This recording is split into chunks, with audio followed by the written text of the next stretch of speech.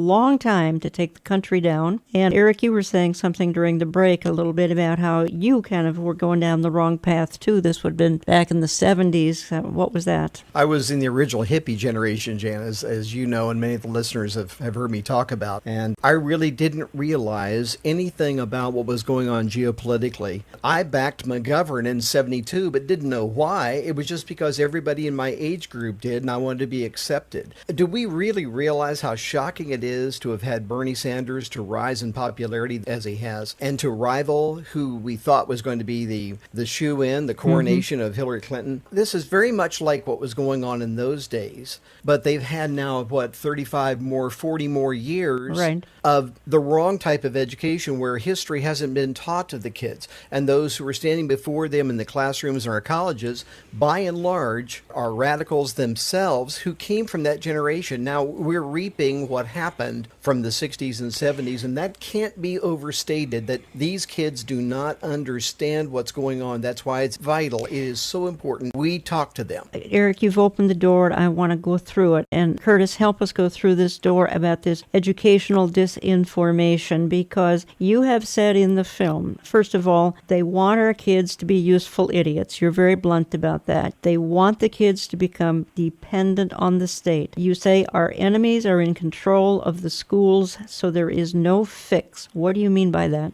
I mean, they cleverly, since the 1930s, John Dewey, who is the father of modern education in America and still revered for that, was a radical socialist, a member of the Socialist Society, a signer of the Humanist Manifesto. And in his own writings, in his own words, he said clearly, we need to dumb down the students so they will be willing tools of the state to build this socialist society utopia. I mean, one of the top people that worked with him was a man named Bertrand Russell. And they worked together to lay out our schools here in America. And I'm just going to read you one quote from Bertrand Russell on this topic. He said, education should aim at destroying free will so that after pupils are thus schooled, they will be incapable throughout the rest of their lives of thinking or acting otherwise than their schoolmasters would have wished. When the technique has been perfected, every government that has been in charge of education for more than one generation will be able to control its subjects securely without the need of armies or policemen. It was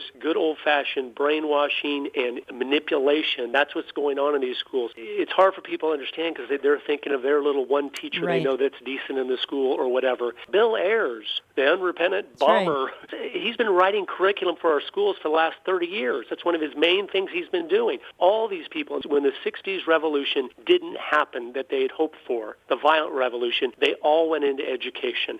And they are the professors today. They are the school teachers. They are the ones training the teachers in the teachers' colleges. And so that's why we look and we see we've had 70 years of decline in our educational standards. Well, you think one of these programs would have done something to help, but none of them have. It keeps going in the same direction. There's a saying in business, your system is perfectly designed to give you what you're getting. We are getting this pathetic education, this intentional political correctness that is confusing the young people, is lying to them about history, about who they are, about who the enemy is, about what is truth and what is not, and we're going to reap the consequences of that. But this is not a new goal. I mean, 1958, the 45 current communist goals, number 17 was get control of the schools, use them as transmission belts for socialism, soften the curriculum. That was the goal. We got to soften these things down where these people are just useful idiots. They'll do whatever we tell them because we've manipulated their minds into believing black is white and white is black. Well, this too has morphed, as you have outlined. It progressed, and even in more recent years, in the last 20 years, we've seen it morph from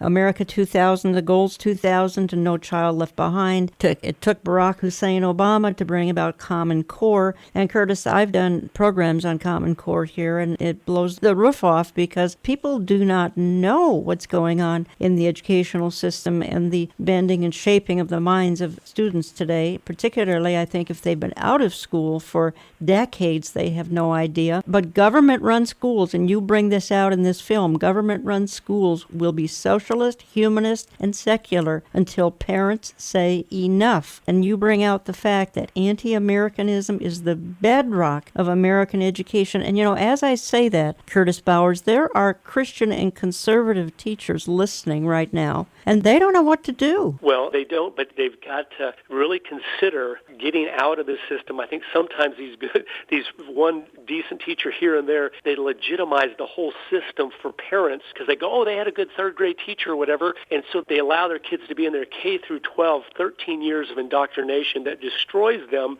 because they're all resting their hopes on, well, they had one good teacher one year, and so the system is a failure. It's bankrupt. It has nothing to offer. The only solution is to pull out, let it collapse, and rebuild a system that does educate the children, that is teaching them truth and values and things that will help them be productive citizens and families and things. And there's just no fix. We keep thinking we're going to have a fix, and it keeps going downhill, whether our guys in the White House or their guys in the White House. It has been going down, down, down now, again, for almost 70 straight years. To wake up out of our illusion and dream and make a sacrifice. And parents might be listening, go, well, that's a big sacrifice. Yes, it is. I have 9 children, and I home educate them, and it's a huge sacrifice. But I promise you this, it is so worth it. It's a whole different life. Maybe you'll have to sell the big home and get a small home.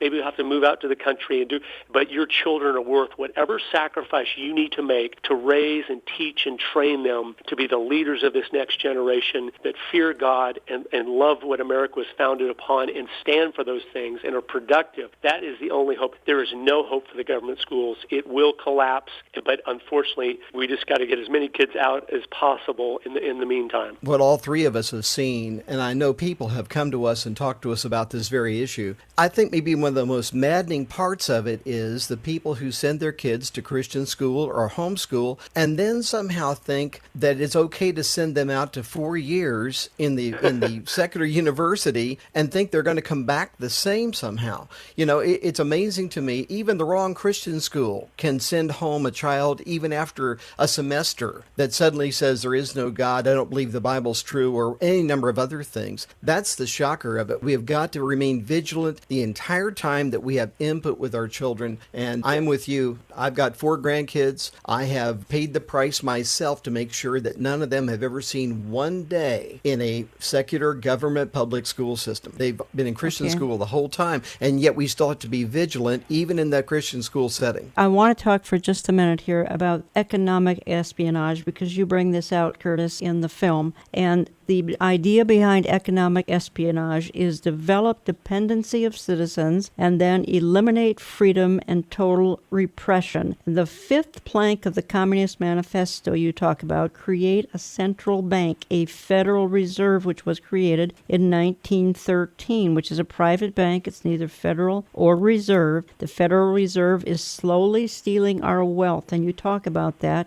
And the 2nd plank is the graduated income tax that goes back to 1914. I think the point you made that struck home so brilliantly to me is the lie of the left, and that is increase taxes on the rich, and that will stimulate the economy. No, it'll create more dependency, which is, of course, what they want. Right. We have been very naive by accusing the other side of being naive. We always say things like, oh, those Democrats or whatever, they don't get economic policy. They just don't understand how things really are. They're in some fantasy world. Well, I'm here to tell you we're in the fantasy world. They know exactly what they're doing. They know their policies they push are not going to stimulate the economy. They know the things they're doing are not going to help small business in America. That's the whole point of it. They do not want us to be able to be independent and apart from the need of them helping us in some area of our life. As you study this over the last 100 years, you see whether it was the Federal Reserve, since that was created with the entire stated purpose of stabilizing the value of our money so it wouldn't ever lose value. That's what their stated purpose was when they started 100 years ago. And since they started till today, the dollar has lost 97% of its value. Okay, so you can tell me if they were successful or not, and if that was purposeful or not, which of course it was.